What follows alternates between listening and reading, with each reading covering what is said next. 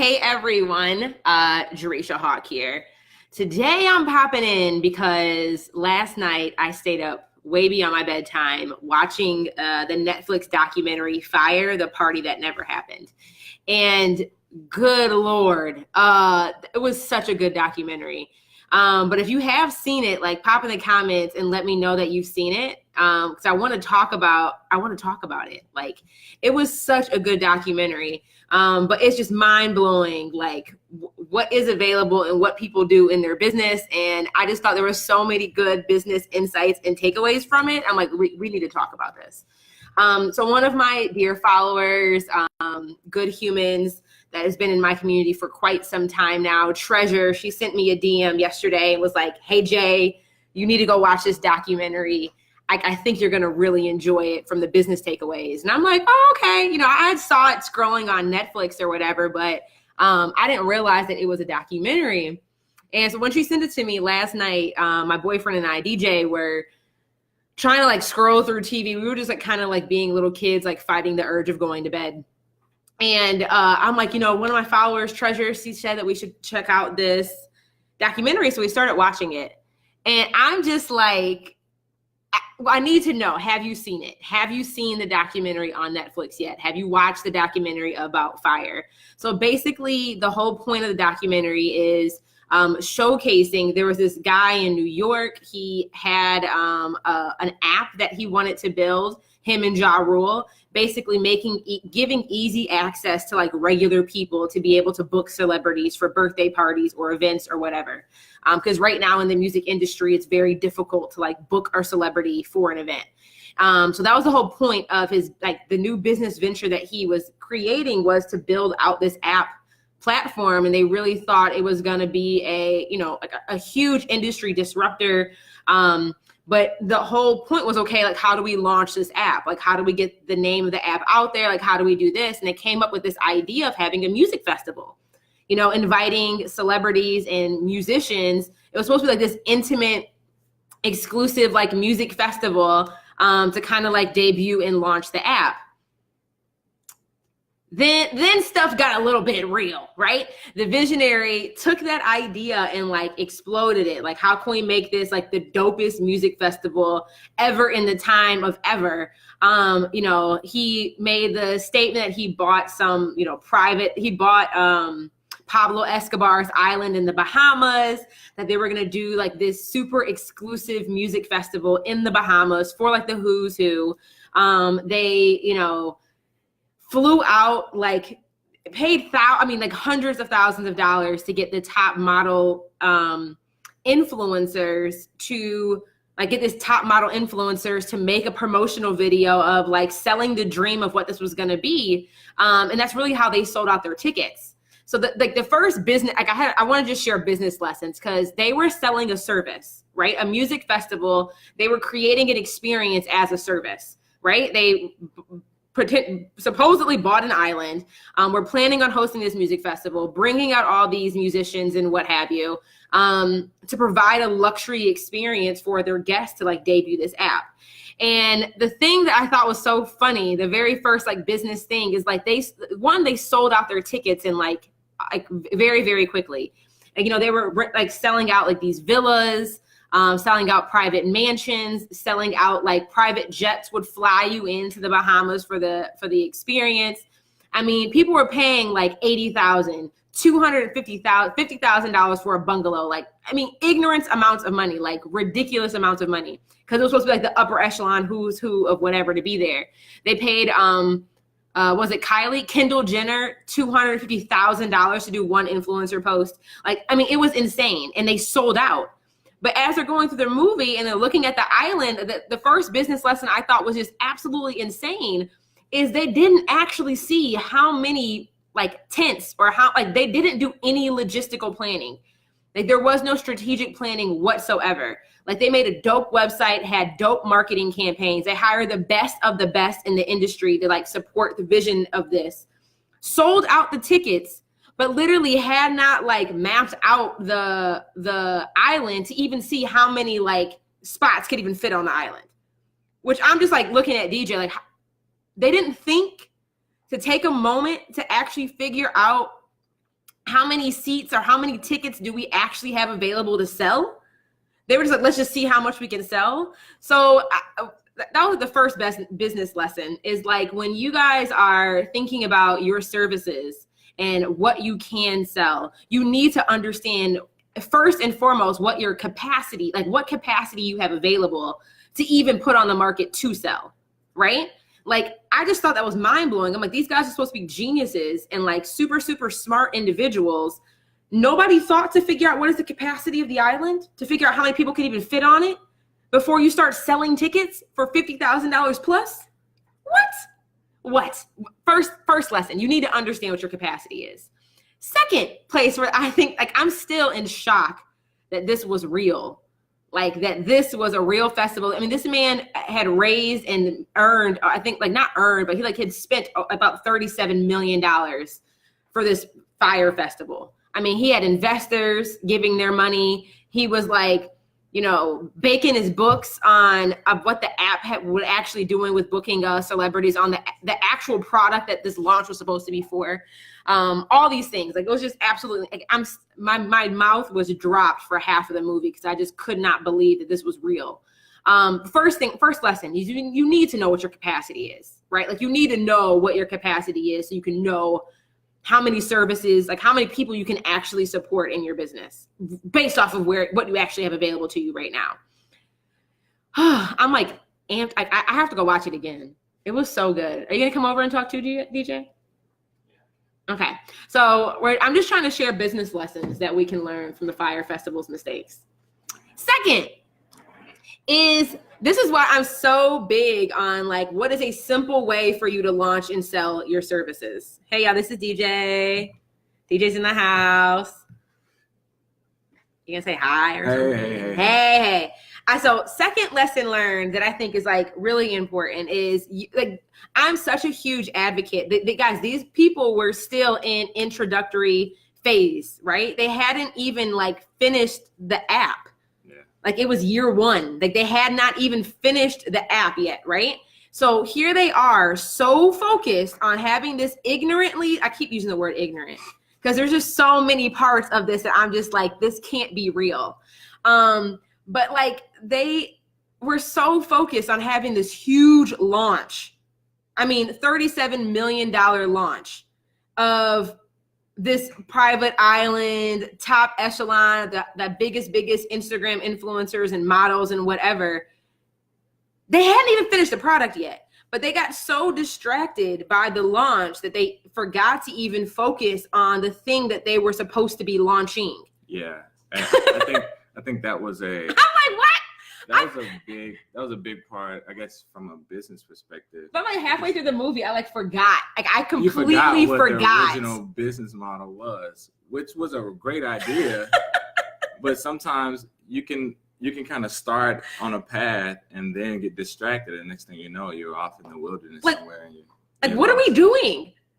And like, when the guy never actually bought the island that Pablo Escobar, used to own. It was a big Ponzi scheme. A big Ponzi scheme. The guy who sold the island said, you cannot mention that Pablo Escobar owned this island. That was the first line in the marketing video. Oh my gosh. Like, whatever. So they were so focused on the launch that they forgot about the actual thing that they were supposed to be selling, like the real thing they were supposed to be selling. And what I see so often with our students or people that I see in the online space or like whatever in business, we get so focused on, oh, I got to wait till everything's perfect. I got to have this huge launch, like whoop-de-whoop-de-whoop. You can't even deliver on like the original service you were supposed to be selling. And like, yeah, Treasure said they got way ahead of themselves. Yeah, it was so interesting because I would credit him with hiring the best of the best. But however, I would discredit him with not listening to the best of the best, because it was interesting because he hired the best of the best talent to do the marketing or to social do the media, coding or everything. And they were crushing it. And then as they were heading down the path of like pulling off one of the biggest events ever, some of his advisors was like, hey man, you might want to pump the brakes on this or do this or rechange. He was like, no, screw it, forget it. We're still going. Be solution oriented. Yeah, exactly. And like, I'm a huge advocate on like, let's stay positive. But there is a line between being positive and like, you know, being delusional. Pushing the boundaries of like being innovative and like downright being delusional. Yeah. And I think far too often, like, just focus on simplicity. Like, I get the idea of what they were trying to deliver, and like it's a super dope idea. But like I think there were multiple signs where they realized, like, you know what? So you know this what? maybe year 2. You know, maybe next year. Like, let's actually like whatever. Let's get the thing out there. But like I was still shocked that how are you about to launch and sell something? You haven't. All you are thinking about is this vision in your mind. They had a business idea and they had not taken the time to figure out, okay, how do we turn this idea into a legitimate business opportunity? And that's a good point, because you can have a great idea. It was a really good idea. It was a dope idea. But however, I'm like, I want to go to that party. I don't even like festivals. I want to go. However, if you don't plan it right, if you don't like, there was nothing plans. Like, it'll be a horrible idea. And so lesson number 2, make sure that every idea is a great idea. Every idea is not a great business model. Period. Period. So make sure that the ideas that you have, you're also attaching it to like, okay, he did attach it to how we're going to get cash flow. That man, like I said in the document, like one of the best things that man knows how to do is separate consumers from their cash. He got that right. However, running a business and they were delivering a service, delivering an experience. If you cannot actually, there's one thing to know how to sell it. You also have to be able to deliver the promise that was on the sales page. Yeah, you have to be able to execute on the product that you say you're going to provide. Like, what? They were literally had like hurricane tents. I'm like, I cannot. Look, if you haven't seen the documentary, spoiler alert. But however, like it's already a spoiler alert. It was pretty insane. It was pretty insane. Insane. I definitely agree with that point. Number 2. Just make sure you can at least deliver a portion of the. They had an island. They were on an island. But no. It wasn't even the original island that they were advertising. You would be saying. They had told them that they're going to ship them in on like chartered planes. They had literally just put like Fyre Festival on the side of some like rinky-dink airplane. People were bussed in on like yellow school buses. It's called Fyre, Fyre. The greatest party that never happened. This is a documentary on Netflix. I want to say there's also a documentary on Hulu. It's on all the places. Yeah, I mean, go watch it. If you watch the documentary from, I guess from the lens of what can I learn from this, there are a lot of good lessons in there. A lot of good business lessons that you can actually implement. Just don't take the negative stuff. Don't swindle people out of their cash. Right, and like that's the third thing. And one thing that I mentioned in our Services That Sell program is your clients are not your personal ATM machine. Like, you are building a business, not a Ponzi scheme. Like, you are building a business that's supposed to deliver a result, and like whatever problem it is that you're solving with the service that you're selling, like that is your responsibility to deliver on. Yeah. And this guy was just like, and to that point, hustling people. Yeah. To that point, don't get me wrong. Of course, focus on cash. Right. You have to have cash flow. However, if he would have devoted more attention to how to actually deliver the product, he would have pulled it off. And because of that, because he threw the hook out there and he was able to get people on the hook, if he would have focused on delivering the product, it could have been replicated. Right. Yeah. Versus just having a one and done, okay, I made cash, but that's it. Now I have to go out and find another scam, which is what he did. Right.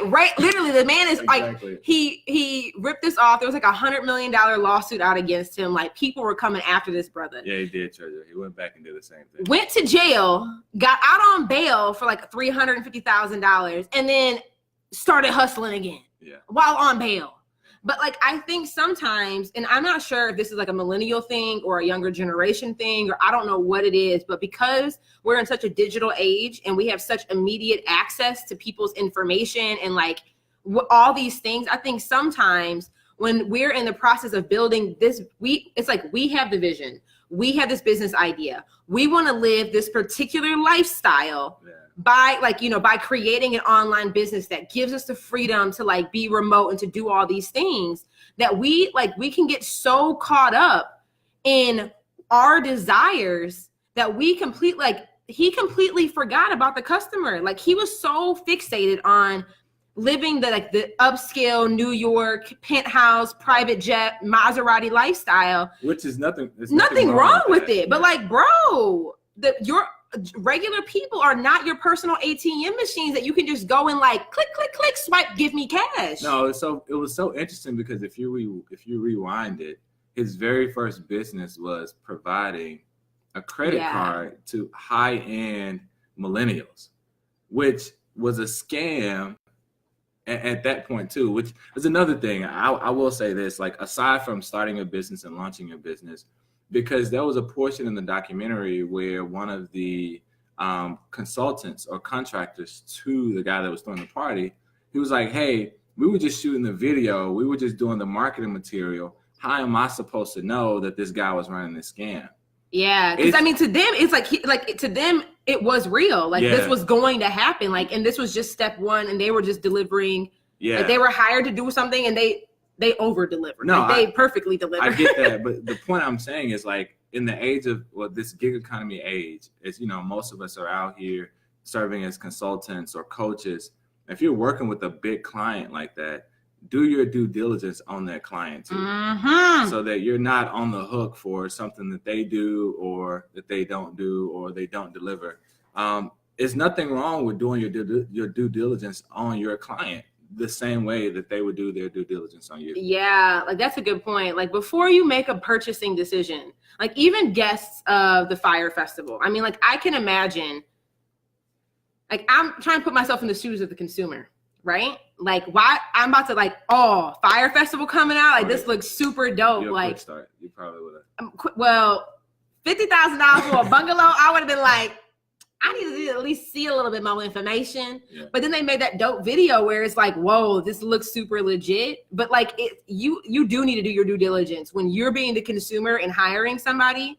Like whether you're going to an event, whether you're hiring a coach, whether you're joining a program, whether you're hiring a consultant, whatever. Yeah. But and this is why I'm so big on making sure that we teach our students how to qualify who ideal clients are for them.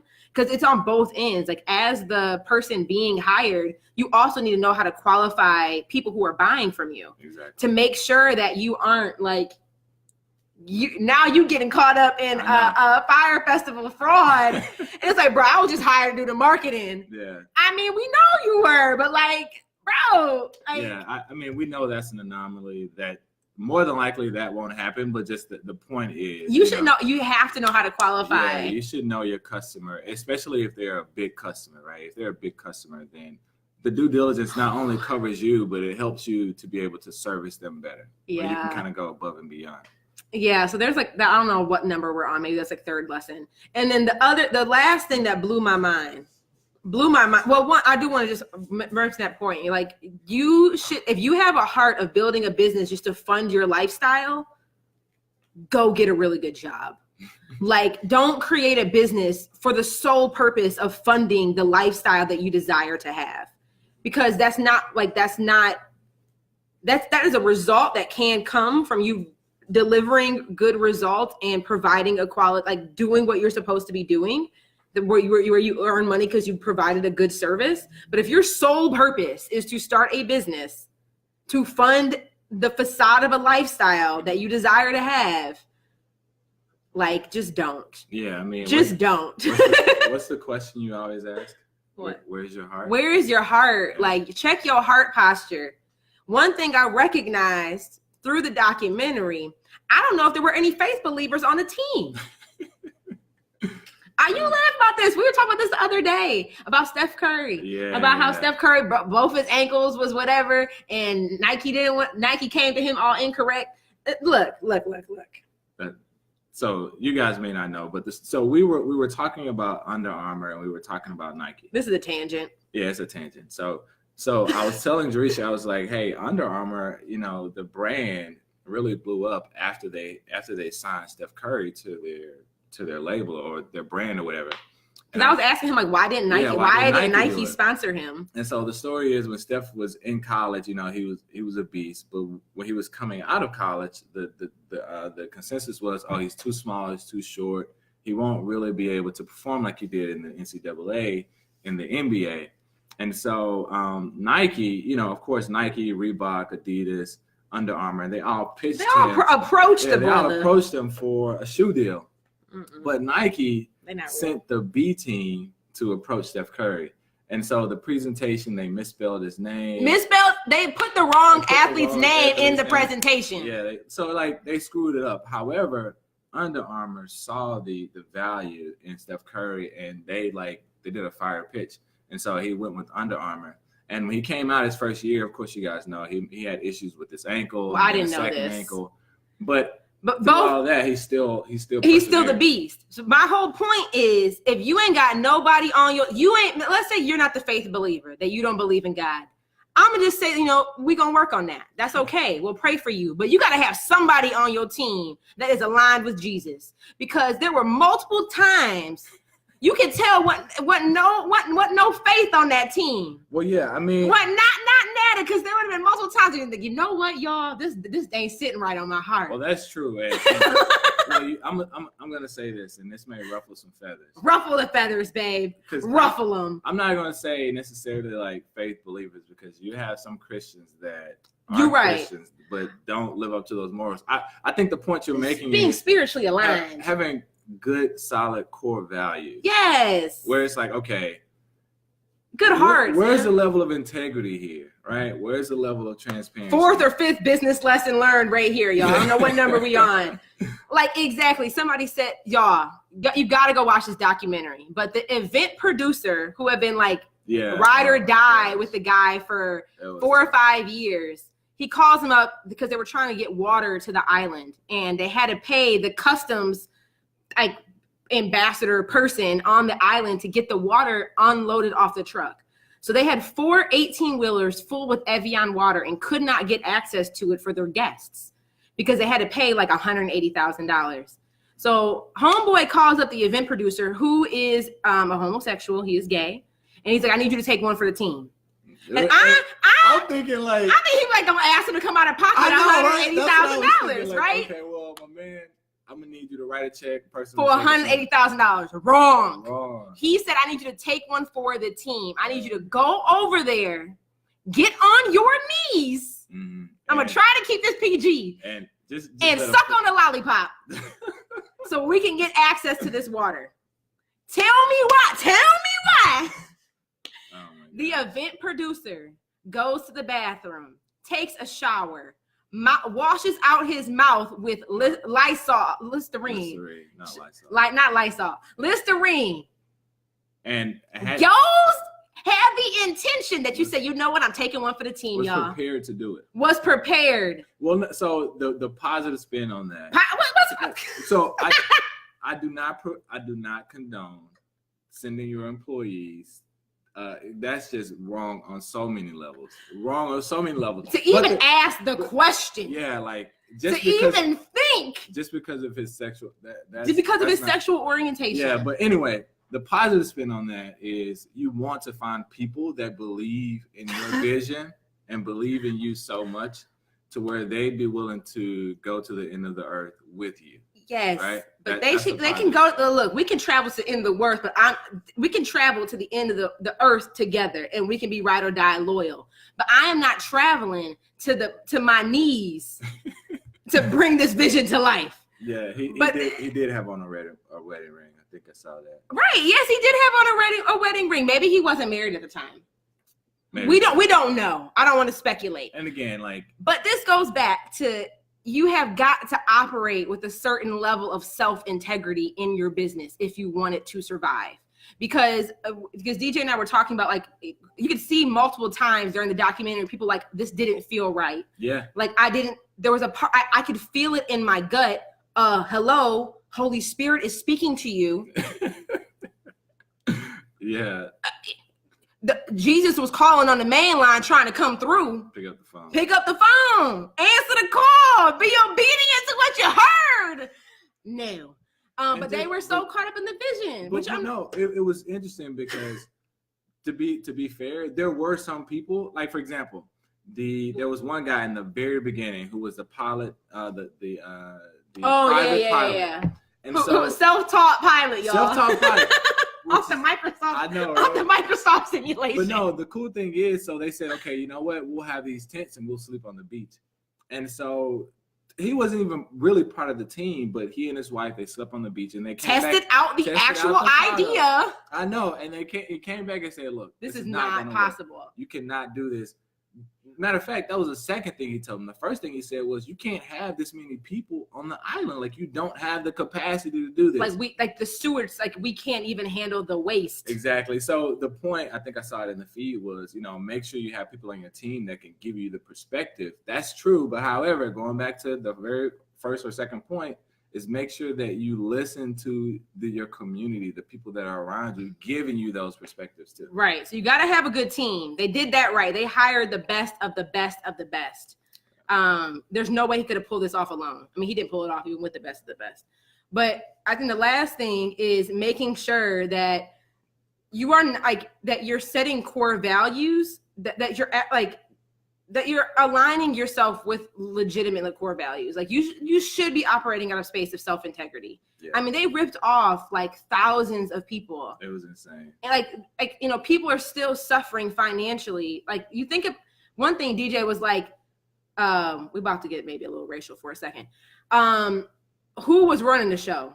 All white people whose feet were on the ground, like underprivileged, local natives who looked at this as an opportunity where this is an amazing opportunity for us to be able to earn a quality of life and enhance our quality of life for our family. Exactly. And they took advantage. Of that. Fully took advantage. And the woman that they took advantage and then they pulled out. Literally left without a trace. I mean, dipped. It was so interesting. Even the Bahama dude who was the local crew, he's I got on my boat. Well, he left because of safety. I was like, my man, I feel you on that. But even the guy who was his name, Billy, the night of the event, Van Moose gone. You could not find him. That for me was probably the most touching part, especially the heartbreaking. The owner of the restaurant. Man, the lady, the owner of the restaurant who was putting together all the food. Yeah. She came out of pocket over $50,000 in her personal savings to actually pay her employees. Yeah. And you could tell she was just hurt. But she had a good heart. She had a good heart. Where was her? God gonna bless her. And that's another good point, because as a business owner, there is a risk that you can have a client that will do that. So you need to understand that, okay, no matter what, I need to stick to my core values, which was for her, which was integrity and loyalty, which was not only delivering a product for her clients, but delivering a promise to her employees. Yeah, so stick to that too. Sometimes things can happen that are out of your control. Yeah. But if you have a team that's there, she said her workers were there 24 hours cooking food nonstop. And they didn't get paid, but she had to come out of her pocket. Treasure said they made a GoFundMe for her. She got her money back. But see, God gonna bless her. Look, all I'm saying, when the Holy Spirit start whispering, I'm gonna need you to tune in. Exactly. Pick up the phone. Sometimes doing the right thing isn't the easy thing to do. Okay, sometimes doing the right thing is not always the easiest decision to make. Because for her, the right thing was I need to pay my employees. That was not easy for her to go to her personal bank account, pull out $50,000. And $50,000 in the Bahamas is not $50,000 in America. Yeah, it was 50,000 USD, and I don't know what the Bahamian. That's not the dollars. Yeah, do the right thing, even if it's not the easy thing to do. It may be easier to you know what, I'm gonna run. Like homeboys did. Yep. I'm gonna get off the island. I'm gonna pull my name off the map. That's the easy thing to do, but it's not the right thing to do. Yeah. So I'm just look, y'all, if you want a business, if you run in a business, if you already successful in your business, go watch this documentary. It's definitely entertaining. Oh my, I could not believe it. Yeah, the entire time. I'm still shocked. That this is crazy. We gotta go watch it on Hulu now. Well, they said it was similar to the what's the show on CNBC? I don't know. There's a show that comes on CNBC. So.